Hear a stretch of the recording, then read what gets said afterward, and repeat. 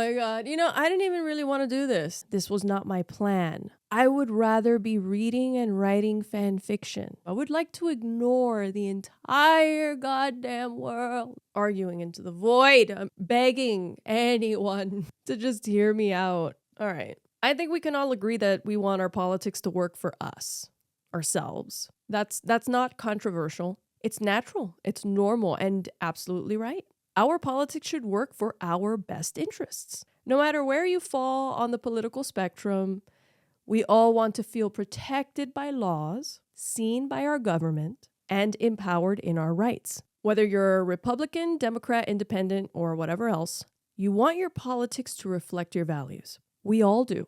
In my 2 previous videos, I mentioned cracks in the foundation and to sit closer to the altar you worship to see where those cracks are, because they are there. Every altar is made by human hands, and human hands are flawed. Flawed hands make flawed systems. So let's take a closer look at the organizations that influence the Republican and Libertarian parties. I mentioned the John Birch Society. That was the one I was recruited into at that Catholic church. When you start tracing who funds these kinds of organizations, you start to see a pattern. Coincidences. A lot of shared names, shared interests, shared goals. But as they say, where there are many coincidences, intent is found in the overlap. I got that from an anime, I'm not going to lie. It's from Apothecary Diaries if you're interested. It's really good. So let's examine the coincidences and see where the overlap is. It's no surprise that most of these organizations were and are funded by white, rich men. Don't let me lose you, okay? Stick with me, please. White, rich men, WRMs, or worms. Now remember, we established in the beginning of this video that we all want our politics to work for us. So it makes sense that these rich white men would want politics to work for them. And so what kind of laws or what ways would they like to control our government in order for the government to work for them? How would they do that? Criteria number 1, white. For centuries, people with darker skin have had to fight for the basic right to be treated as a human. Slavery, segregation, genocide, colonization. And it's only very recent that those things started to change on paper. Racism isn't over. It's evolved. Think about your gut reaction to the terms DEI or affirmative action. How does that rub you? Be honest. They were ready for people to tear each other apart in order to maintain racial supremacy. And today, in red states, we're watching laws quietly roll back civil rights protections. Segregation is creeping back in, all backed by right-wing politicians.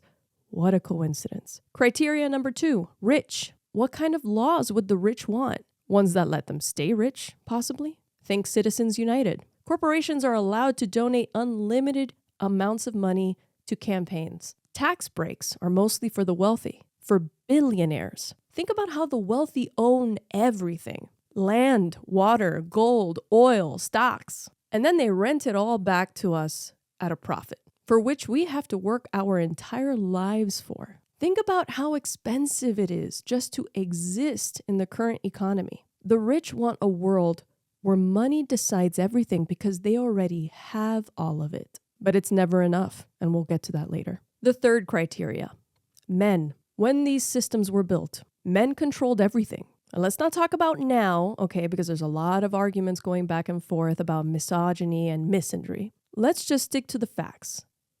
In history, men controlled just about everything. So naturally, the laws reflected their priorities. Women have been systematically excluded, denied autonomy, denied opportunity, denied basic rights. And even today, that fight continues. Someone I know from Florida was worried her husband would find out that despite a prenuptial agreement, he would still need to sign the deed to the home that was hers before he ever came into the picture. Remember, he signed a prenup that made sure he would get nothing if she ended up selling the house or passing away to leave the house to her children. He had no right to that house. He could have used that as leverage, refusing to sign the divorce papers unless she got rid of the prenup.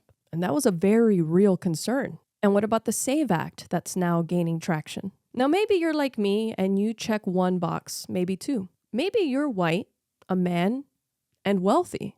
Not a billionaire, but very comfortable. And you consider yourself rich. But unless you're a billionaire, I have news for you. You're not at the top and never will be. Not even close. Please see a visual of what $1 million looks like and what $1 billion looks like. Like, look that up. And there is something that the people on the top who are convincing you with all kinds of promises that their version of how society should work works for you too. There's something that they don't tell you. In the hierarchy of superiority, there is always a rung above you. If you're a man, there's always someone manlier. If you're rich, there's always someone richer. And if you're white, there's always someone who thinks you're not white enough. And I've got a personal story on that one. I was cast once as the lead in a Christian film, and my character was originally supposed to be Latina, which I am. Despite my pasty complexion, my whole entire family is from Cuba. I speak fluent Spanish. But in the script, there was a line where I was supposed to say, "I'm not white." Even if you were colorblind and you were looking at this video, I think you'd be able to tell that I am so white, I could probably go out without sunblock and reflect the sun's rays right off of me. That's not actually true. I need at least 50 SPF. Look at me. So of course, I laughed and took the script to the director, writer, producer, / everything. And I showed him the line and I said, I think we need to change this. But apparently not to this American white male, because he told me, and I quote, "Yeah, but you're not white. I had no idea what to say. I kind of just looked at my arms and hands like, what? Am I in the Matrix? What reality am I living in right now? That is how white supremacy operates. There is always an other, always someone who doesn't fully belong. It's a system that thrives on division, and no one truly wins, only just a handful at the very top. And they're not powerful because they're white and male, because you can be white and male and not be powerful at all. The common denominator is rich. And I only have, 30 views maybe on one video right now. So it's not like my message is going to get across to too many people. And I'm not the only one saying this message. I am not that smart. I don't feel like I'm that smart. Like, I feel like there are more intelligent people. I already said I only have an AA degree. I don't have that much higher formal education. But if something walks like a duck, acts like a duck, and looks like a duck, it's probably a duck. It's probably a white rich billionaire. And here's another thing. Democrats are not exempt. They are not innocent either. The Democratic Party only started becoming progressive in the 20th century. The rot in the foundations there hasn't been dug out. Look at the party leadership. Still overwhelmingly white and male. And if you check the donation records, you'll see many corporations fund both parties, sometimes equally down the middle. So maybe it's time we stop calling them the Democratic and Republican Party and call it what it really is, the white rich man party. Now here's a thought experiment. What if we had a true opposite party? What would that look like? What if there was a black poor woman party?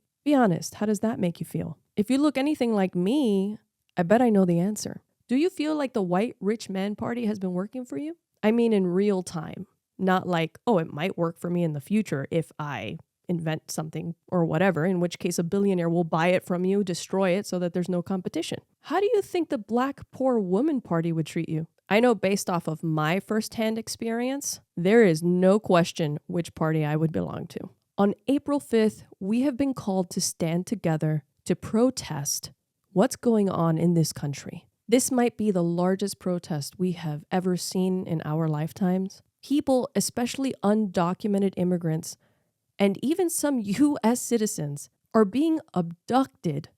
And I don't use that term lightly. They are being abducted without due process, taken from schools, families, homes, churches, taken off the streets. That's unconstitutional. I was raised on horror stories from friends and family, stories about how Cuban relatives of mine were taken from their families, thrown into prison, tortured, and exiled under Fidel Castro's regime. Right now, in America, anybody with darker skin than mine is in danger. They can just be picked up and sent to a prison camp in El Salvador. They do not have to stand with us on April 5th. They are in danger. We have to stand up for them and for ourselves. Because when we stand up for them, we're standing up for all of us. Now, I understand I'm putting myself at risk. My skin color may not be enough to stop me from being accidentally sent to what is essentially a concentration camp. So I have a personal message to add here.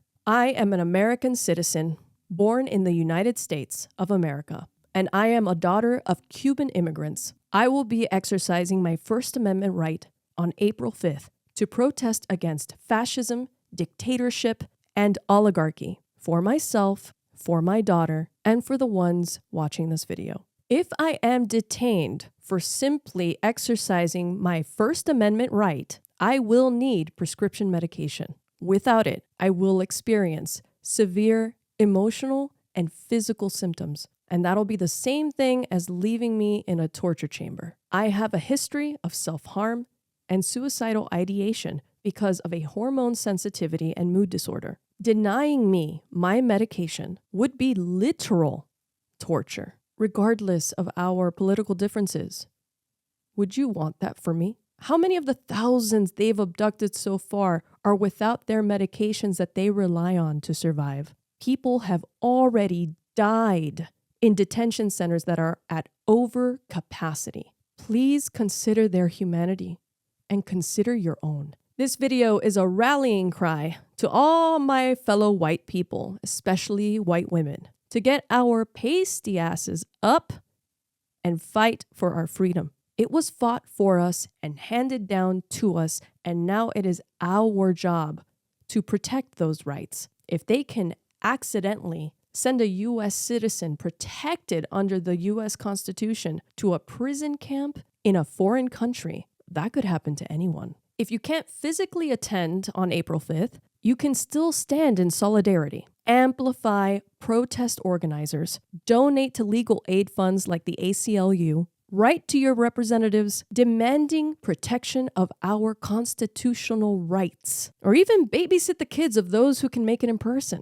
Anything helps. If you do plan on going to the protest, please look up videos on how to stay safe. See you on April 5th.